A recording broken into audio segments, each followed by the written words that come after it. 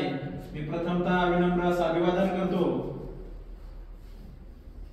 जगाला शांततेचा संदेश देणारे तथागत गौतम बुद्ध या स्वराज्याची संकल्पना या महाराष्ट्राच्या मातीमध्ये 18 पगड जातीला एकत्र करून हे स्वराज्य संकल्पना अस्तित्वात आणणारे छत्रपती शिवाजी महाराज, ज्या राजपुत्राचं नाव ऐकल्यावर या तरुणांच्या नसानसांमधून रक्त उकळून निघतं आणि वयाच्या 14व्या वर्षी बुद्धभूषण ग्रंथ लिहून वयाच्या 32व्या वर्षी त्यांनी आपलं या मातीसाठी बलिदान दिलं असे स्वराज्याचे दुसरे छत्रपती संभाजी महाराज या हिंदुस्थानच्या मातीवर स्वराज्याचा झेंडा आटके पार फडकवणारे सुभेदार मल्हारराव होळकर, पुण्यश्लोक अहिल्यामाता होळकर, विद्येविना मती गेली, मतीविना नीती गेली, नीतीविना गती गेली, गतीविना वित्त गेले, वित्तविना शूद्र खचले, इतका अनर्थ एका विद्येने केले अशी विद्येची महती सांगणारे महात्मा ज्योतिबा फुले। ज्ञान नाही, विचार नाही, घेण्याची गोडी नाही, ज्यांनी असं या समाजाला उद्देशून सांगितलं त्या सावित्रीबाई फुले, आरक्षणाचे जनक शाहू महाराज, या व्यवस्थेला गुलामगिरीतून बाहेर काढण्यासाठी ज्याही महापुरुषांनी ज्या महापुरुषांनी आपल्या आयुष्याचं किंवा आपलं आयुष्य जनतेसाठी या समाजासाठी वेचलं त्या सर्वच महापुरुषांना मी विनम्र असं अभिवादन करतो। डॉक्टर बाबासाहेब आंबेडकरांच्या जयंतीच्या निमित्ताने आज महागणपती करिअर फाउंडेशन मध्ये आपण ही जयंती साजरी करत आहोत। खरं तर अंधारात खितपट पडलेल्या समाजाला ज्ञानाची दिशाही नव्हती। हा समाज अंधकारात कित्येक दिवस हा समाज पडला होता। या व्यवस्थेने या समाजाला दीनदुबळ्या गरीब कष्टकरी शेतकरी आदिवासी बहुजन वर्गाला एका शूद्र आणि अतिशूद्रामध्ये बांधून ठेवलं होतं। या समाजाला रस्त्यावरून जाता येत नव्हतं, पाणवठ्यावर पाणी पिण्याचा हक्क नव्हता। या व्यवस्थेमध्ये डॉक्टर बाबासाहेब आंबेडकरांचा 14 एप्रिल 1891 मध्ये जन्म झाला। महात्मा ज्योतिबा फुलेंनी पहिला प्रयत्न केला की या बहुजन वर्गाला न्याय देण्यासाठी त्यांनी गुलामगिरी पुस्तक असेल अनेक पुस्तक ग्रंथ लिहिले आणि समाजाला वाचा फोडण्याचं काम केलं। म्हणून डॉक्टर बाबासाहेब आंबेडकरांनी गौतम बुद्ध, संत कबीर आणि महात्मा ज्योतिबा फुले यांना आपले गुरु मानले। यांना गुरु तळागाळातील व्यक्तींना या तळागाळातील समाजाला वर आणण्यासाठी त्यांनी कार्य केलं, ज्ञानाचा भंडार यांना देण्याचं काम केलं। महात्मा ज्योतिबा फुलेंची 11 एप्रिल आता जयंती झाली। महात्मा फुलेंबद्दल म्हटलं जातं की हा ज्ञानाचा सागर आहे। या अखंड या हिंदुस्थानामध्ये या महाराष्ट्रामध्ये 1848 मध्ये मुलींची शाळा काढून या देशातील मुलींना शिकवण्यासाठी काम केलं। खरं तर या देशामध्ये 1848 ला जी शाळा निघाली त्या 1848 शाळेमध्ये 6 मुली होत्या। त्या 6 खरं तर ह्या मुलींना शिक्षण देण्यासाठी डॉक्टर बाबासाहेब आंबेडकर असतील, महात्मा फुले असतील यांनी अथक परिश्रम केलं।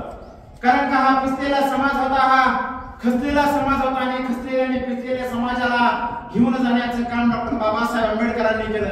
खरं तर बाबासाहेब आंबेडकरांचा जागर घालताना मला सांगा, ज्योतिबा फुले असतील, डॉक्टर बाबासाहेब आंबेडकर असतील, महात्मा गांधी असतील किंवा सर्व समाज सुधारकांचा आज आपल्याला अभ्यास करणं गरज आहे। नुसते पुस्तकाची पानं चाळण्यात उपयोग नाही, तर त्या पुस्तकाच्या पानामध्ये काय लिहिलंय ती पुस्तकाच्या पानामधला समजणं सर्वांना गरजेचं आहे। खरं तर त्या पुस्तकाच्या पानामधला आपण आपल्या मस्तकांमध्ये घेतो का? ज्याही समाजाला गुणवत्तेत बघायचं असेल त्या समाजाच्या शिक्षणाचा स्तर, या समाजाच्या महिलांचा स्तर तुम्ही आज म्हणजे त्या महिलांचा स्तर आज तुम्ही पाहणं गरजेचं आहे। डॉक्टर बाबासाहेब आंबेडकर असतील किंवा महात्मा ज्योतिबा फुले असतील यांनी महिलांसाठी इतकं शिक्षणाचं अविरत कार्य केलं, त्याच्या आधी तुम्ही विचार घेणं गरजेचं आहे। म्हणून डॉक्टर बाबासाहेब आंबेडकरांनी या जाती व्यवस्थेला मोडण्याचं काम केलं। आज महाराष्ट्रामध्ये परिस्थिती पाहिली तर आज काय भयानक अशी परिस्थिती, जातीमध्ये आणि धर्मामध्ये आज भांडण लावण्याचं काम केलं जातं। पण डॉक्टर बाबासाहेब आंबेडकरांनी बघा 14 कलम तुम्हाला असं सांगितलं, त्या 14 कलमामध्ये तुम्हाला सांगितलं की समानतेचा अधिकार दिला। कलम 19 तुम्हाला सांगितलं स्वातंत्र्याचा अधिकार आणि तुम्हाला स्वातंत्र्याचा अधिकार देऊन डॉक्टर बाबासाहेब आंबेडकरांनी या हिंदुस्थानामध्ये किंवा भारतामध्ये जगण्याचं स्वातंत्र्य तुम्हाला दिलं। सर्वांना समानतेचा अधिकार डॉक्टर बाबासाहेब आंबेडकरांनी भारतीय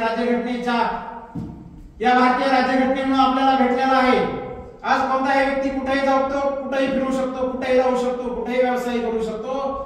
हे दिलं कुणी? हे डॉक्टर बाबासाहेब आंबेडकरांनी. बाबासाहेब आंबेडकरांनी BA झाले, MA झाले, PhD झाले, वकील झाले, डॉक्टर झाले. अनेक विद्यापीठामध्ये शिक्षणाचं काम त्यांनी केलं. कोलंबिया असेल, इंग्लंड असेल, अमेरिकामध्ये जाऊन त्यांनी शिक्षण घेतलं. 18 तास अभ्यास करीत होते. त्यावेळेस परिस्थिती किती भयानक होती. 14 तळ्याचा सत्याग्रह सर्वांनाच माहित आहे. 14 तळ्यावर या बहुजनांना पाणी पिण्याचा अधिकार नव्हता. का नव्हता? कारण की हा बहुजन वर्ग जर 14 तळ्याच्या सत्याग्रहामध्ये जर 14 तळ्याचं पाणी पिला तर 14 तळे विटला जाईल, वाटला जाईल. म्हणून बाबासाहेब आंबेडकर सांगायचे की जोपर्यंत 14 तळ्याचा सत्याग्रह पूर्ण होत नाही तोपर्यंत हा संघर्ष सोडायचा नाही. कारण की माहित होतं बहुजनांच्या गळ्यातील मडके, कमरेच्या डाळ्या आणि कुसाबाहेरचं राहणं कधीच मिटू शकत नाही. जर 14 तळ्याचा सत्याग्रह पाणी पिऊन काय तिथला एक आंदोलक अमर होणार नव्हता. पण त्यांना माहित होतं समानतेच्या अधिकारामध्ये आम्हाला सगळ्यांना विंडलं जाईल. मग पर्वती सत्याग्रह असेल, अंबादेवी सत्याग्रह असेल, अनेक सत्याग्रह करण्याचे डॉक्टर बाबासाहेब आंबेडकरांनी काम केलं. कारण का मंदिरात जाण्याचा अधिकार सर्वांना आहे. देव सर्वांचा एकच आहे. जर देवळात जाऊन भूक भागणार नाही, फक्त देवळात जाऊन सर्वांना समानतेचा अधिकार भेटणार आहे, हे डॉक्टर बाबासाहेब आंबेडकर म्हणायचे. म्हणूनच बाबासाहेब आंबेडकरांनी अथक परिश्रम घेऊन तुम्हासाठी ही भारतीय राज्यघटना अस्तित्वात आणण्याचं काम केलं. ही सुंदर अशी भारतीय राज्यघटना, ही लोकशाहीची राज्यघटना आज या भारतामध्ये, या इंडियामध्ये अतिशय आनंदाने आम्ही आज त्याचं रक्षण करण्याचं काम करतो. आज तुम्हाला अन्याय झाला, आज तुमच्यावर थोडा जरी अन्याय झाला तरी आपण भारतीय राज्यघटनेचा अधिकार घेऊन भारतीय राज्यघटनेचा कलमांचा अभ्यास करून आपण कोणत्याही न्यायालयामध्ये दाद मागण्याचं काम करतो. ती दाद देण्याचं काम डॉक्टर बाबासाहेब आंबेडकरांनी केलं. आज जातीपातीचा विषय राहिला नाही. आज तुम्ही सर्वजण एकत्र बसलात. का बसलात? याचं कारण आहे की डॉक्टर बाबासाहेब आंबेडकरांच्या घटनेचं तुम्हा सर्वांना समान आणण्याचं काम केलं. म्हणूनच मला सांगावंसं वाटतं की डॉक्टर बाबासाहेब आंबेडकरांचा विचार तुम्ही घेणं गरजेचं आहे. ज्या व्यक्तींच्या मस्तकामध्ये डॉक्टर बाबासाहेब आंबेडकरांचा इतिहास राहील तो व्यक्ती जीवनामध्ये कधीच अयशस्वी राहू शकत नाही. म्हणून बाबासाहेब आंबेडकर म्हणायचे की इतिहास नाचून नाही तर इतिहास हा वाचून घडला जातो. मग आपल्याला कळलं पाहिजे की इतिहास हा नाचू नये का आपण वाचून घडला पाहिजे. त्यामुळे तुम्ही पुस्तकं वाचले पाहिजेत, तरच तुमचे मस्तक सुधारतील. आणि सुधारलेले मस्तक कोणापुढे नतमस्तक होणार नाही. नतमस्तक होणार नाही म्हणजे तुम्ही कुणाच्या गुलामगिरीला, कुणाच्या धाकाला बळी पडणार नाही. कारण डॉक्टर बाबासाहेब आंबेडकरांच्या या जयंतीच्या निमित्ताने तुम्ही सर्वजण या महागणपती करिअर फाउंडेशन मध्ये उपस्थित राहिल्याबद्दल